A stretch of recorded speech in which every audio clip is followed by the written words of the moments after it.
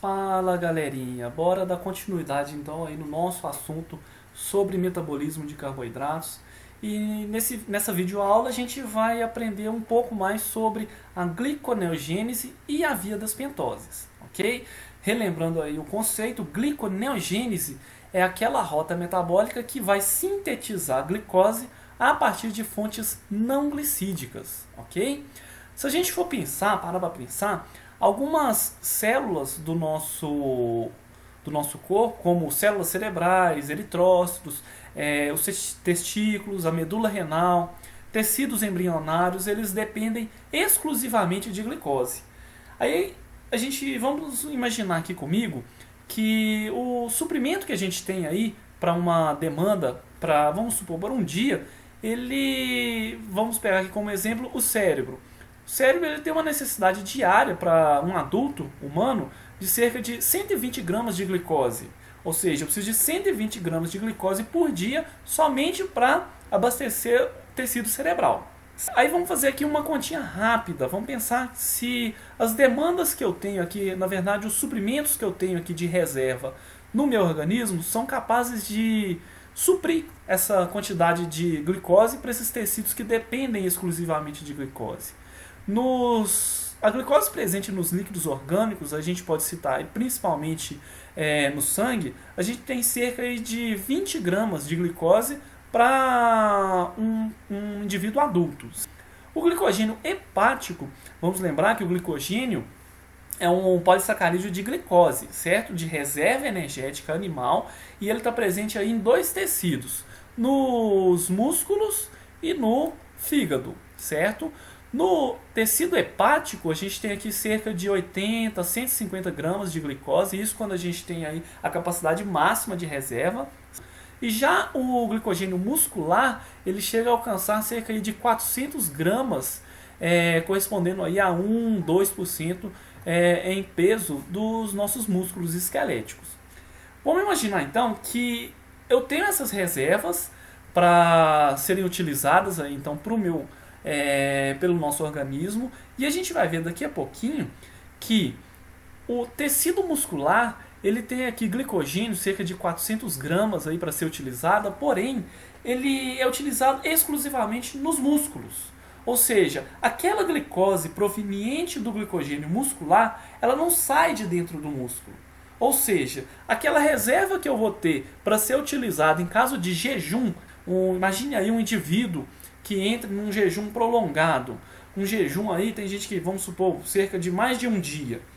Se eu passar de um dia de jejum, a reserva de glicogênio, de glicose que eu tenho no meu organismo, ela vai acabar, certo? Ou seja, e como é que eu vou fazer então para suprir aquelas demandas de tecidos que utilizam exclusivamente glicose?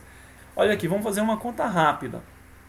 Eu tenho aqui 20 gramas de glicose no sangue, tecidos em líquidos orgânicos de maneira geral, e de 80 a 150 gramas aqui em glicogênio hepático. Esse glicogênio hepático aqui ele sai do fígado e cai na corrente sanguínea, tá ok? Já o glicogênio muscular ele fica confinado no músculo.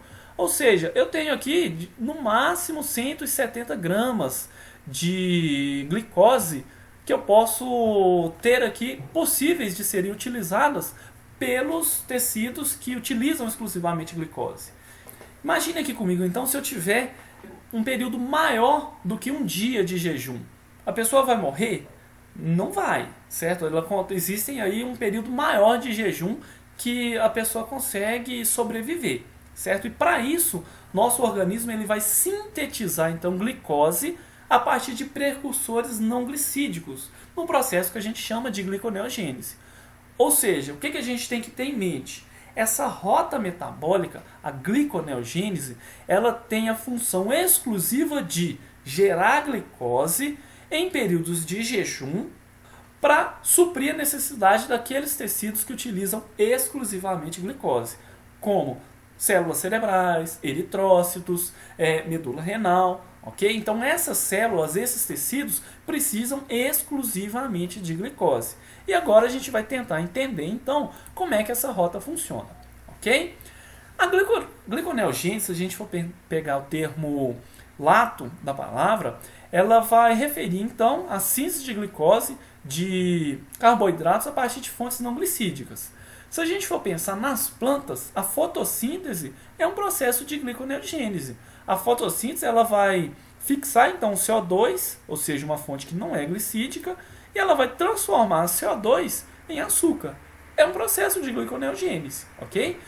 Nas sementes, aqueles triglicerídeos que estão presentes ali vão gerar glicerol, e esse glicerol ele pode gerar então carboidrato. Em animais a gente não gera carboidrato a partir de gorduras, ok? A gente consegue gerar carboidrato, a gente consegue gerar glicose a partir de piruvato ou de algum composto que gere o piruvato. Ou seja, a gente vai ver isso lá na aula de gorduras, que gordura não é passível de ser transformada em carboidrato em células animais, ok? A gente vai ver que esse processo até acontece em plantas, transformar gordura em carboidrato, mas em animais isso não acontece, ok? Pois bem, a síntese de glicose a partir do piruvato ou compostos relacionados, eles vão utilizar várias enzimas da via glicolítica. Novamente vamos voltar aqui na glicólise. A glicólise é aquela via que utiliza ali então a transformação de glicose em piruvato por 10 reações. A gente tem aqui algumas delas que são irreversíveis. Vamos lembrar quais são? Aquela primeira que utiliza a hexoquinase, a segunda que utiliza a fosfofrutoquinase e a terceira reação irreversível é a que catalisada pela piruvato-cinase. Prestaram atenção? Todas aqui são quinases, ou seja, são aquelas reações de fosforilação, de transferência de grupos fosfato, ok? Então, se eu quiser transformar piruvato em glicose pela gliconeogênese, eu vou ter que arrumar uma outra estratégia para contornar essas reações irreversíveis. Eu posso até utilizar as outras reações, porque elas são reversíveis, ok? Então a gente vai tentar então utilizar para a gliconeogênese o máximo de enzimas possíveis para economizar o nosso organismo de sintetizar outras enzimas. Então vamos tentar entender a gliconeogênese, como é que ela acontece? Ela vai utilizar outras enzimas para contornar essas reações irreversíveis. Então vamos pegar aqui de baixo para cima na via glicolítica e no sentido da gliconeogênese a partir do piruvato. Para transformar piruvato em fosfoenol piruvato, eu vou precisar de duas enzimas. Eu vou precisar de uma que é denominada de piruvato carboxilase e a segunda é a fosfoenol piruvato carboxicinase. Preste atenção nessas duas reações aqui, que olha, vamos pegar aqui, primeiro, para formar uma molécula de glicose, eu preciso de duas moléculas de piruvato, ok? Glicose são 6 carbonos, piruvato, 3 carbonos cada um. Então, para formar a glicose, eu preciso de 2 piruvatos, ok? Pois bem, na primeira etapa, a enzima piruvato carboxilase transforma piruvato em oxalacetato. E nessa reação aqui, olha, vamos pegar aqui que eu preciso de 2 piruvatos, então eu vou formar 2 oxalacetatos. E para cada piruvato, eu vou precisar de uma molécula de ATP. Eu vou ter gasto de energia. Então, para 2 piruvatos, vai ser necessário 2 ATPs, ok? O oxalacetato ele é então convertido em fosfenol piruvato pela fosfenol piruvato carboxicinase. Essa reação aqui ela requer 2 GTPs, um GTP para cada molécula de oxalacetato. Ou seja, até aqui, só na transformação do piruvato a fosfenol piruvato, eu precisei de 4 moléculas energéticas, ok? Vamos dar continuidade aqui, que olha, vamos falar dessa outra etapa aqui, que olha, a segunda e a terceira etapa são reações de desfosforilação. Lembram que na via glicolítica a glicose ela foi fosforilada a glicose 6-fosfato e a frutose 6-fosfato foi fosforilada a 1,6-bifosfato. A reação inversa seria de desfosforilação, ou seja, retirar os grupamentos fosfato. Essas reações elas são catalisadas por fosforilases, sendo que uma delas é a enzima frutose 1,6-bifosfatase e a outra fosfatase é a glicose 6-fosfatase. Ok? Essas duas enzimas aqui, então, elas têm como objetivo retirar o grupamento fosfato, liberando aqui fosfato inorgânico. São reações de hidrólise, ok? Preciso de uma molécula de água aqui então para retirar esses grupamentos fosfatos. Ficou claro? Em cada um desses processos aqui, que olha, notem que na reação da via glicolítica, na via oposta aqui, que olha, o ATP ele foi gasto formando ADP. Na reação inversa, que eu não tenho formação de ATP, eu tenho simplesmente a liberação de fosfato inorgânico, ok? O que a gente pode tirar dessa gliconeogênese, da via de gliconeogênese? Primeiro, teve produção de energia aqui? Não teve. Eu tive gasto de energia. Eu gastei 4 moléculas de ATP, na verdade 2 de ATP e 2 de GTP. Aqui, novamente aqui, que olha, eu tive gasto de mais 2 moléculas de ATP aqui, que olha, é uma reação que ela é reversível, certo? Mas aqui tem gastos de ATP.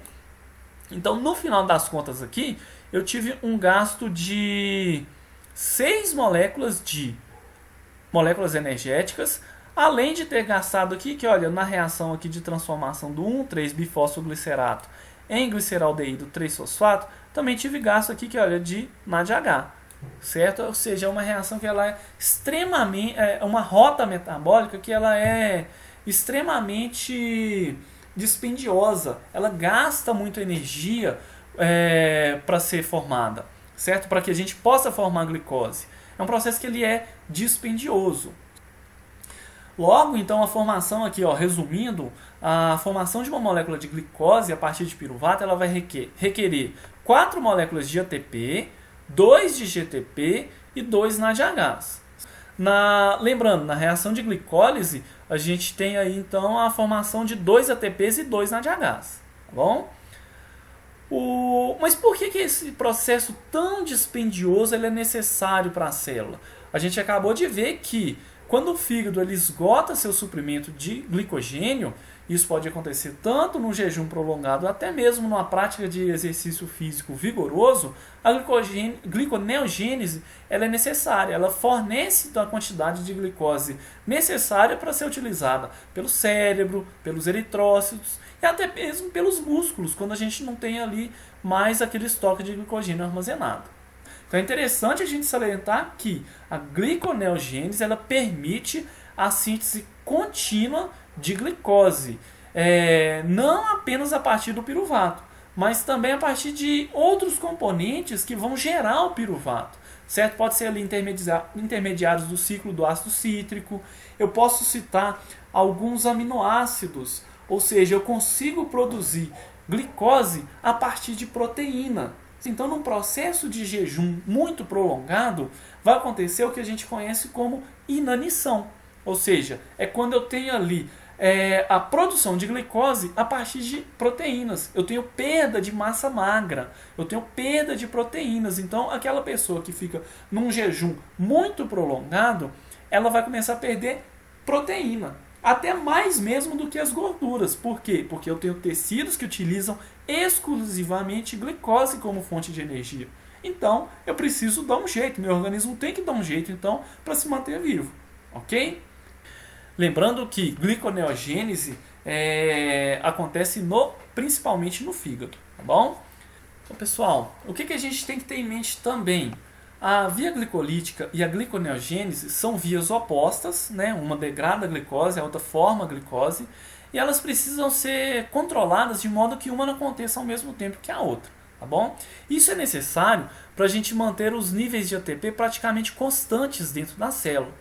E o ajuste necessário para regular essas velocidades ele é alcançado tanto pela regulação alostérica de algumas enzimas, como a gente pode incluir aí a hexoquinase, a fosfofrutoquinase, a piruvatoquinase, certo? Essas enzimas que promovem aquelas reações irreversíveis, elas tornam-se mais ou menos ativas em respostas à ligação reversível de alguns efetores alostéricos e também a modificações covalentes. Além disso, a quantidade dessas enzimas importantes são variáveis, ou seja, elas podem ser reguladas pela transcrição. Isso é controlado normalmente pelo cortisol, ok? No fígado, a gente também tem aí uma atuação hormonal bastante interessante por atuação tanto da insulina quanto no glucagon.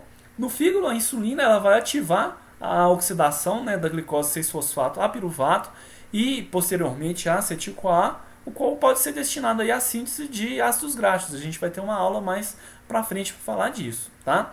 Já com a diminuição da glicose na corrente sanguínea, ocorre diminuição da secreção da insulina e uma elevação da secreção de glucagon pelas células alfa do pâncreas. O glucagon, então, por sua vez, ele vai estimular a gliconeogênese e vai inibir a via glicolítica, ok? Ou seja, são papéis inversos aqui. A gente tem que ter em mente o seguinte: no estado alimentado, eu tenho produção de insulina. No estado alimentado, eu preciso de gliconeogênese? Não preciso. Ou seja, eu preciso estocar aquela energia. Então, no fígado, a glicose ela vai ser degradada a piruvato, a insulina vai ativar a via glicolítica, e o piruvato, então, ele vai ser convertido em acetil-CoA, posteriormente em gordura. Ok? O glucagon ele é produzido no jejum. Então, no jejum, eu preciso de quê? Eu preciso inibir a via glicolítica e ativar a gliconeogênese para produzir glicose e suprir aquelas demandas dos tecidos que utilizam exclusivamente a glicose. Ok? Pois bem, pessoal, na segunda etapa da nossa aula, então a gente vai falar agora da via das pentoses. Ok? Ela é uma via um pouquinho diferente, ela é uma rota metabólica alternativa de oxidação da glicose, porém ela não requer e não produz ATP, certo? A glicose 6-fosfato, no nosso organismo, ele tem como principal rota a formação de piruvato na via glicolítica, ok? Mas a gente pode direcionar essa glicose 6-fosfato na via das pentoses para a produção de NADPH e de ribose 5-fosfato, a partir dessa glicose 6-fosfato. Okay? Esses compostos que são produzidos aqui, o NADPH mais especificamente, ela é uma coenzima que ela é necessária para a biossíntese de ácidos graxos, de colesterol, de hormônios, ou seja, é um composto que ele vai transportar elétrons para rotas anabólicas. Ok? Já a ribose formada aqui, a ribose 5-fosfato, ela vai dar origem à ribose, que ela é utilizada então aí para a síntese dos ácidos nucleicos, dos nucleotídeos mais especificamente. Okay? Vamos entender rapidamente aqui como é que essa via funciona. A via das pentoses fosfato ela ocorre no citosol em duas etapas. Uma que é considerada uma fase oxidativa e a outra não oxidativa. Na fase oxidativa, nessa primeira etapa aqui, a glicose 6-fosfato ela vai ser oxidada e vai formar duas moléculas de NADPH. Ok? Nessa oxidação aqui, eu tenho perda de uma molécula de CO2, ou seja, se a glicose tinha 6 carbonos, perdi um carbono aqui na forma de CO2 e formei a ribulose 5-fosfato. Ok? Nesse processo aqui, então, a gente tem a geração de NADPH. Se eu tenho na minha célula uma alta demanda por esse componente de NADPH, aí eu vou entrar então a próxima etapa, que é a etapa não oxidativa, onde eu vou converter esse açúcar aqui de 5 carbonos novamente na molécula de 6 carbonos. Para isso, eu vou utilizar então um conjunto de enzimas que vão promover isomerização e condensação de várias moléculas diferentes de açúcar. Essas enzimas, classificadas aqui como transcetolases e transaldolases, vão promover então aqui a regeneração da glicose 6-fosfato, ok? Para que esse processo aqui continuamente possa acontecer. Agora, se minha célula não tem ali uma demanda por NADPH, mas ela tem uma demanda por ribose 5-fosfato, aí então aqui eu tenho uma reação de conversão, uma isomerização de ribulose a ribose, ok? Vamos ver aqui um pouquinho mais sobre essas vias aqui da fase não oxidativa. A fase não oxidativa ela acontece da seguinte maneira. Eu quero que vocês prestem bastante atenção nesse esquema aqui. Não precisa, novamente, aqui decorar nome de nenhum intermediário e também de nenhuma enzima. Ok? Mas vamos pensar aqui comigo. A ribulose ela tem 5 carbonos. Já a glicose ela tem 6 carbonos. Como é que eu vou conseguir transformar um açúcar de 5 carbonos em um de 6 carbonos? Uma única molécula não é possível. Então eu vou precisar aqui que, olha, faz uma continha rápida aqui comigo.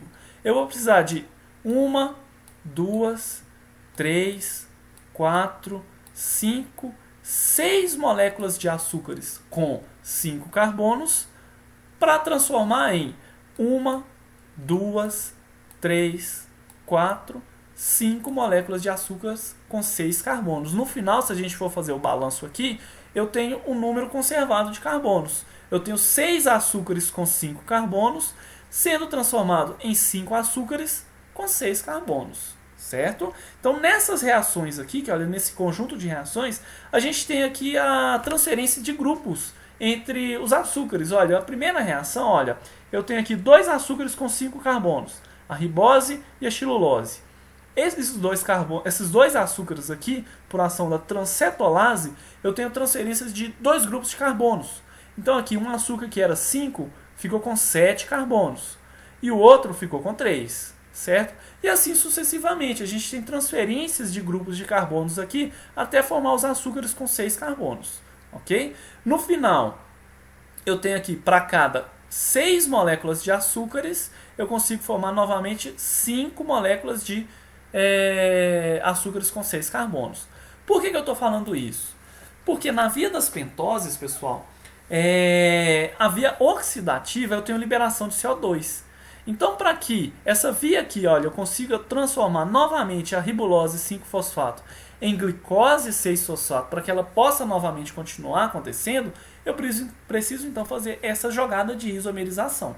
Ficou claro? Resumindo, para que serve a via das pentoses? Ela serve para produzir NADPH e também para produzir ribose 5-fosfato. NADPH serve para biossíntese, se eu quero sintetizar ácido graxo, se eu quero sintetizar hormônios, eu preciso de NADPH. Se eu quero sintetizar nucleotídeo, eu vou precisar de ribose 5-fosfato. Ficou claro? Beleza. Essa via ela também precisa ser regulada. Porque, imagina, chegou ali na célula glicose. Como é que a célula vai saber se ela vai pegar aquela glicose e vai direcionar ou para a via glicolítica ou para a via das pentoses? Ela é muito simples de ser regulada. A via das pentoses ela é inibida quando eu tenho altas concentrações de NADPH. Então, se minha célula ela tem NADPH o suficiente para as demandas que ela precisa, então a via das pentoses ela vai ser inibida. Então, a glicose 6-fosfato formada aqui vai ser direcionada então para a via glicolítica. Se eu tenho baixas concentrações de NADPH dentro da célula, a via das pentoses ela vai ser ativada. E aí vai ser possível então a formação aqui então de NADPH e de pentoses. Ficou claro? Beleza, pessoal. Qualquer dúvida que tiver ficado aqui, a gente pode esclarecer lá no fórum de dúvidas da nossa aula no nosso SIGA-A, ok? E vocês podem também adicionar as dúvidas aí nos comentários da nossa vídeo. Beleza? No mais, deixo aí aquele abraço e espero vocês na nossa próxima videoaula.